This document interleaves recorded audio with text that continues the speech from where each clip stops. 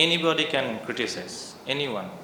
আপনাদের কাজ হচ্ছে রিপোর্ট করা, আপনারা একটা জিনিস নিয়ে অ্যানালাইসিস করবেন, আপনারা বলবেন।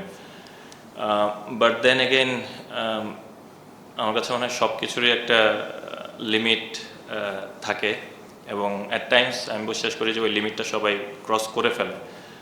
এবং অনেক সময় আমি মনে করি যে হয়তোবা অনেক প্লেয়ার এই ক্রিটিসিজমটা অনেক সময় হয়তোবা অ্যাকসেপ্ট করতে পারে না, বা হয়তোবা অনেক সময় তাদের হয়তোবা একটা বলেও হয়তোবা কিছুটা চিড় ধরায়। বাট দিন শেষে তো আপনি জানেন আপনার কতটুকু অ্যাবিলিটি আছে, এবং আই ট্রুলি বিলিভ যে কেউ যদি তার কাজের প্রতি বিশ্বাস রাখে, সৎভাবে কাজ করে, today or tomorrow Allah result দেবে। এটা হার্ড, এটা খুবই hard.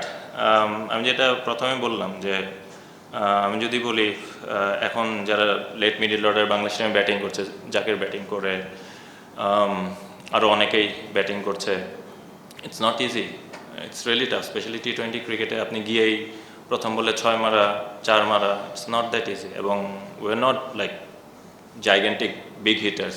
We need a bit of time to get our eye in. তারপরে হয়তো আমরা আমাদের রাইট ম্যাচ আপ অনেক সময় পেলে, but you still need to think যে আপনি কাকে মারতে পারবেন, ইউ নিড টু অ্যানালাইজ। তো এই জিনিসগুলো ম্যাটার করে। But all I can say, যারাই ফ্র্যাঞ্চাইজ ক্রিকেট বা ন্যাশনাল টিমে, স্পেশালি আমি ন্যাশনাল টিমে যারা খেলে এই রোলটাতে, আমি মনে করি যে তাদেরকে ম্যানেজমেন্ট এবং টিমের থেকে ওই আস্থাটা দেওয়া প্রয়োজন যে আপনি এখানে ফেল করতেই পারেন।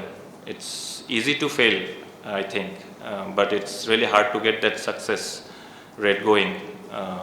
তো তারা যেন ওই আস্থাটা সবসময় রাখে, স্পেশালি যারা 5-6-7 ব্যাটিং করে।